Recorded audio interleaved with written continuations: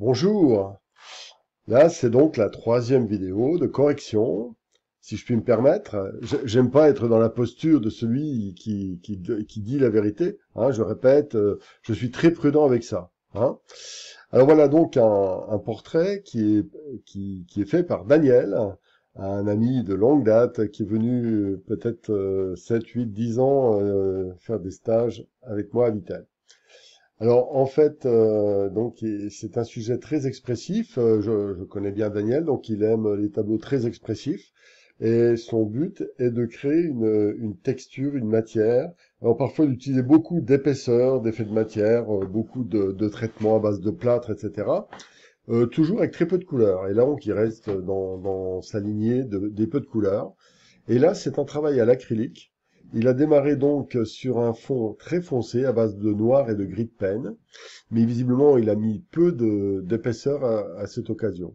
En fait, c'est une interprétation du portrait de Léo Ferré. Et ce qui est très intéressant, et c'est l'axe sur lequel il travaille le plus, c'est la matière en fait. Il veut qu'il y ait une force, une énergie par la matière. Alors, je trouve que c'est réussi. Même s'il n'y a pas beaucoup d'épaisseur, la matière est présente. Et je dirais surtout sur la partie basse, à gauche. Par exemple, toute cette partie en dessous, là, est très vivante. C'est très bien. Je trouve très, très correct. En revanche, il y a ici, par exemple, les rides sont un petit peu fil de ferreuse, je dirais.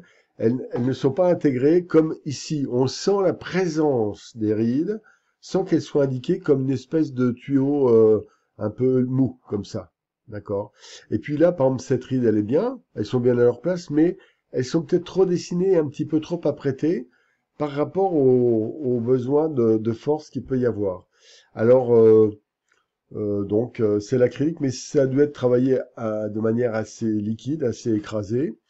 Je trouve que les effets de matière, par exemple ici, sont très réussis. Il y a une fusion des couleurs et de l'ombre qui est franchement naturelle, qui s'oppose justement à ces traits comme ceux-là qui sont un peu trop marqués. Mais enfin bon, il y a peut-être un tout petit peu d'empattement à faire, peut-être.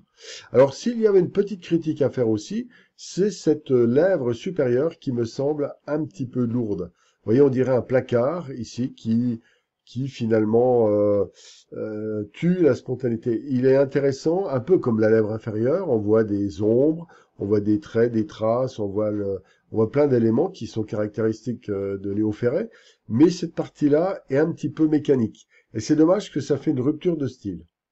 Il y a encore un tout petit défaut, je trouve, c'est le caractère trop net du nez, qui crée, en même temps, il est bien à sa place, c'est pas le problème du dessin, mais il est un peu trop détouré partout. Alors cette partie-là, ça irait, mais là, c'est pareil, c'est un petit peu trop détouré. Des fois, il est bon, plutôt que de dessiner le contour des choses, de faire une juxtaposition de deux plans. Par exemple, là, comment dire, les valises sous les yeux sont très bien rendues ici. Je trouve que c'est très vivant. Alors que ça, c'est un peu plus artificiel. Voilà. Mais c'est des petites bricoles parce que donc Daniel a quand même l'entraînement. Et puis là, je trouve qu'il est intéressant. Mais c'est dommage qu'il est un tout petit peu trop grand. S'il avait été légèrement réduit, ce serait bien. Par contre, les cheveux, je trouve qu'ils sont très bien rendus, aussi bien à gauche qu'à droite. Il y a plein de bonnes choses. Le col, le vêtement aussi qui disparaît. Tout ça, je trouve ça très bien. Peut-être que cette ligne-là est un tout petit peu trop forte. C'est tout ce que je dirais comme petite remarque dernière minute. Voilà Daniel, eh ben, très heureux d'avoir de tes nouvelles voilà, par l'intermédiaire de ce petite vidéo. Voilà, bah, je vous dis, voilà, maintenant on va passer au prochain sujet et je vais continuer donc à faire une analyse de tous les comment dire, de tous les sujets, comment dire, pendant un certain temps. Petite remarque encore sur le portrait. Souvent, il est bon de s'entraîner au crayon de papier pour faire quand on fait un tableau dont on n'est pas sûr d'une ressemblance à tous les détails, c'est bien de s'entraîner auparavant sur une feuille de papier, tout simplement. Voilà, bien. Alors ici, nous sommes face à, c'est un travail de Nathalie F. Donc, là, nous sommes dans une scène qui est intéressante parce qu'elle est très contemporaine, très moderne. En fait, c'est quelque chose que l'on vit. Et ça, c'est aussi intéressant. Très souvent, lorsque l'on choisit des sujets, on a tendance à choisir des sujets un peu à prêter classiques. C'est on va chercher dans nos réservoirs d'images des choses un peu standards, un petit peu trop classiques. Là, il y a une espèce de vitalité naturelle de surprise par la vie de ces gens qui sont l'un en face de l'autre de manière pas improbable, mais voilà, des rencontres curieuses. Et donc ce sujet en lui-même est très intéressant. Alors, notez que c'est un petit peu embêtant que le personnage soit coupé ici. Ça aurait été bien si le modèle avait été légèrement agrandi, enfin vers là quoi. Mais sans, pareil d'autre côté, faudrait agrandir un peu ici pour donner un peu d'air peut-être. Faut éviter de couper comme ça. Voilà. Donc, ça c'est le sujet. Le sujet est très intéressant. Il est interprété, vous allez voir. Et donc, Nathalie se plaint donc après, lorsqu'elle a fait un premier jet au crayon, au dessin, elle tend à le détruire quand elle ajoute la couleur, la peinture ensuite. Et donc, c'est une chose qui est assez classique.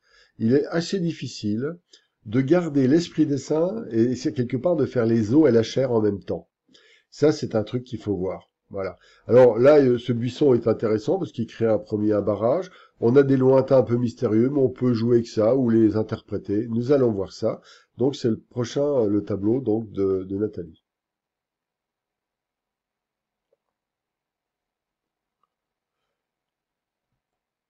Donc son premier jet, d'ailleurs elle a fait ce que j'ai suggéré, elle a ajouté donc de l'espace derrière le personnage, et il est vrai que ce traitement un petit peu en filigrane, un petit peu flou, est intéressant. Son fusain, c'est au fusain je pense, peut-être un petit peu de mine de plomb, et ce travail est vivant, rapide.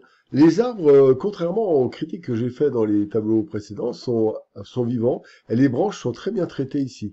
Par contre, là, on a une espèce de vilain tuyau d'arrosage et je sais pas trop ce que c'est. Ces taches ici, voilà, on part sur un petit bout très fin, on agrandit, on sait pas trop où on va là. Ça, c'est important parce que inconsciemment, les gens perçoivent ce genre d'erreur. Ça, c'est clair, même s'ils savent pas expliquer pourquoi ils ressentent un tout petit malaise par rapport au tableau, eh bien, ils le ressentent réellement. Faites très attention à ça. Alors, les personnages sont bien dessinés, c'est vivant, les pantalons, tout ça, enfin, tout ça est très très intéressant. Je dirais que ça, c'est une approche qui est délicate ensuite lorsqu'il s'agit de mettre la peinture. Donc, nous allons voir le troisième sujet, et c'est bien qu'elle nous ait mis les trois éléments à la suite. Alors, là, donc, elle n'est pas contente donc de son travail parce que elle m'a dit que lorsqu'elle mettait les couleurs, elle avait tendance à étouffer le dessin qui avait une certaine vitalité. Je serais plus mesuré, je trouve qu'il y a quand même des bonnes choses. C'est-à-dire que le choix des couleurs extrêmement harmonieux, et là c'est très intéressant parce que nous sommes dans des camailleux de vert et de gris. Et il y a juste un élément dissonant qui est une sorte de jaune qui lui-même n'est pas très éloigné du vert et qui crée un impact très fort. Et heureusement qu'elle l'a écarté d'ailleurs du bord. Le fond lui-même est très frais, très vivant. Et toujours pareil, cet arbre, je le trouve très sympa. Il crée une rythmique très très bien vue et qui est un peu en décalage, toujours pareil que ces machins flous ici, tout ça c'est très confus. C'est bizarre parce que en appliquant la même logique qui est ici, alors même en le rendant un peu plus fou, le plus flou, en le mettant en scène dans des masses un peu plus confuses de feuilles, etc. Eh bien, voilà, cet arbre-là me chagrine un petit peu. Voilà, c'est tout. Et en plus, c'est jamais adroit de mettre un arbre exactement à la limite d'un tableau comme ça. Moi, j'aurais comment dire, j'aurais écarté aussi cette limite, j'aurais ajouté 1 centimètre et puis un tout petit liseré du fond qui serait apparu là, ça aurait peut-être été mieux.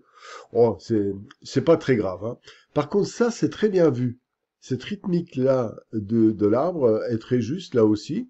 Le dessin est très correct. Alors, je sais pas si c'était fait à main levée, mais si c'était fait à main levée, ben, je dis bien, même les mains sont vivantes, il y a pas de ces problèmes habituels. Peut-être que ce bras est un peu court, je dirais simplement.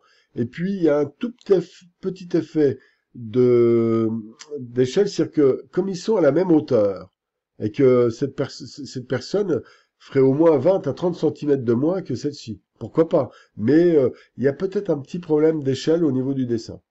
Mais sinon, il ne manquerait pas grand-chose pour en faire un tableau très vivant. Pourquoi pas le compléter avec une peinture presque dessinée?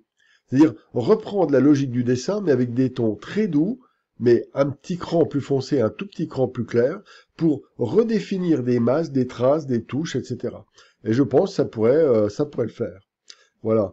Euh, le choix de la main, vous voyez, il y a aussi un truc intéressant, c'est que le choix des couleurs, il n'est jamais nécessaire de mettre beaucoup de couleurs pour rendre un sujet intéressant. Ça, c'est un grand classique.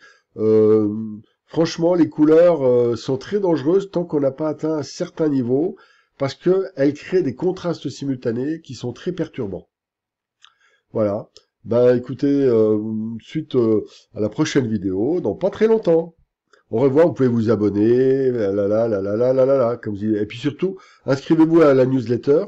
Et ceux qui veulent participer à ce traitement, donc un petit peu d'analyse, eh bien, inscrivez-vous à s.loisan@gmail.com, car ça ne peut être qu'en direct pour des raisons techniques, parce que je dois capturer les photos. Et surtout les photos, essayez de ne pas les faire à plus de 1 mégaoctet, et bien les cadrer, et puis les faire correctement avec un logiciel. Si vous êtes sur PC, je vous conseille XNView, qui est un excellent petit n, et view comme view en anglais.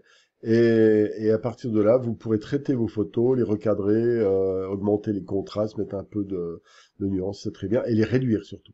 Voilà, à bientôt!